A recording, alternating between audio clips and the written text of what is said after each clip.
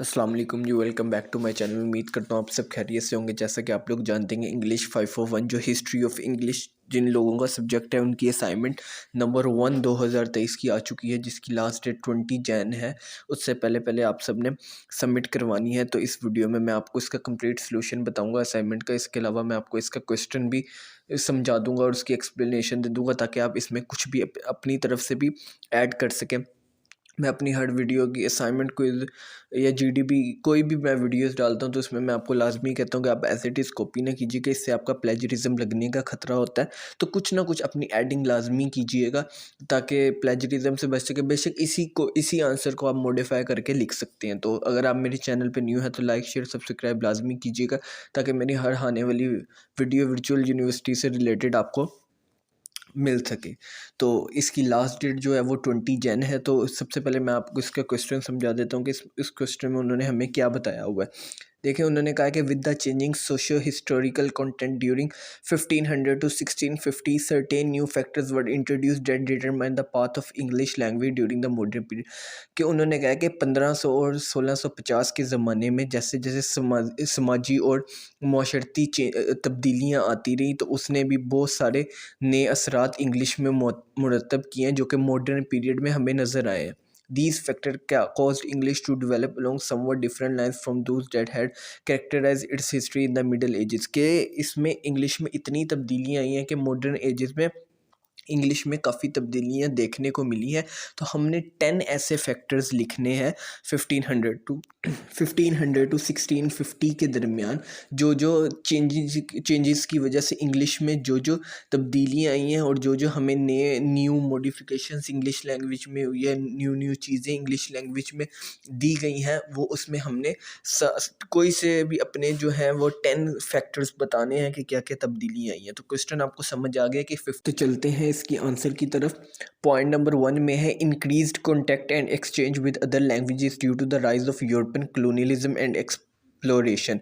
कि जो English language में जो दूसरी लैंग्वेजेस के साथ इंग्लिश का कॉन्टैक्ट बढ़ा और एक्सचेंज बढ़ा, जिसकी वजह से इंग्लिश में बहुत ज़्यादा डेवलप हुई है। दूसरा है कि invention of the printing press वगैरह के जिस तरह इन्वेंशन हुई है, इंग्लिश में मॉडिफिकेशन हुई है। तो प्रिंटिंग प्रेस के आने की वजह से मुख्तलिफ इंग्लिश की किताबें छपी हैं, मुख्तलिफ नॉवेल्स छपे हैं, जिसमें इंग्लिश की बहुत ज़्यादा मॉडिफिकेशन हुई। थर्ड ये the active borrowing of words from other languages के बहुत सारे जो दूसरी लैंग्वेज के वर्ड्स हैं, फॉर एग्जांपल लैटिन और फ्रेंच में, वो भी इंग्लिश में मॉडिफाई किए गए हैं ताकि इंग्लिश की लैंग्वेज और अच्छी हो जाए। चौथा है the emergence of English as the language of international commerce and trade. हाँ, इंग्लिश को इंटरनेशनली कॉमर्स एंड ट्रेड के लिए यूज़ किया। जैसे आप कोई भी ऐप यूज़ करते हैं, या दराज हो गया, या कुछ भी अली बाबा हो गया, या अमेज़ोन यूज़ करते हैं, तो उसमें इंग्लिश लैंग्वेज को प्रेफर किया जाता है। तो इंग्लिश हमारी इंटरनेशनल कॉमर्स एंड ट्रेड के लिए यूज़ की जाती है। दूसरा है the rise of the English national state and the corresponding development of a national language. ये इंग्लिश को बहुत सारे मुल्कों की नेशनल लैंग्वेज कंसीडर कर दिया गया है, और ज़्यादातर आप देख रहे हैं कि पाकिस्तान में भी आजकल इंग्लिश को जो है वो काफ़ी रुझान मिलता जा रहा है। अगला है the rise of the Puritan movement which sought to reform and simplify the English language. के एक पोडिटन मूवमेंट हुई थी 1500 टू 1650 ने, जिसने इंग्लिश को और सिंप्लीफाई कर दिया और ईजी टू अंडरस्टैंड कर दिया। और सातवां है the development of the English language as a medium for literature and poetry. बहुत सारी पोइट्री 1500 टू 1650 के बाद इंग्लिश में की गई, जो बहुत सारे इंग्लिश लिटरेचर की किताबें छपी गई। बहुत सारे जो इंग्लिश के जो राइटर्स थे उन्होंने इस पे काम करना शुरू कर दिया, जिससे इंग्लिश लैंग्वेज में और भी बहुत सारी तब्दीलियाँ आई। The rise of the English vernacular and the subsequent decline in the use of Latin. कि इंग्लिश जैसे जैसे मॉडिफाइड होती रही, तो लैटिन का यूज़ लोगों ने बहुत ज़्यादा कम कर दिया और इंग्लिश को काफ़ी ज़्यादा फ़ायदा हुआ। The influencer of the English civil war and the protest reformation on the English language. के इंग्लिश में मॉडिफिकेशन होने की वजह से जो इंग्लिश सिविल वॉर थी उसमें भी कमी का सामना देखा गया, और इंग्लिश को काफ़ी लोगों ने आगे हर बार लोगों ने इंग्लिश में करना शुरू कर दी, जिसकी वजह से इंग्लिश को काफ़ी ज़्यादा मॉडिफिकेशन हुई। ये सारी चीज़ें जो है वो 1500 टू 1650 के दरमियान में कि मैं आपको पॉइंट्स बता रहा हूँ जो आपको असाइनमेंट में पूछा गया। आप एज इट इज़ ये 10 पॉइंट्स भी लिख सकते हैं, और इस 10 पॉइंट्स को मॉडिफाई करके या आगे पीछे करके भी लिख सकते हैं, जिससे आपकी असाइनमेंट बेहतरीन बन जाएगी और आपके पूरे नंबर इंशाल्लाह असाइनमेंट में आएंगे।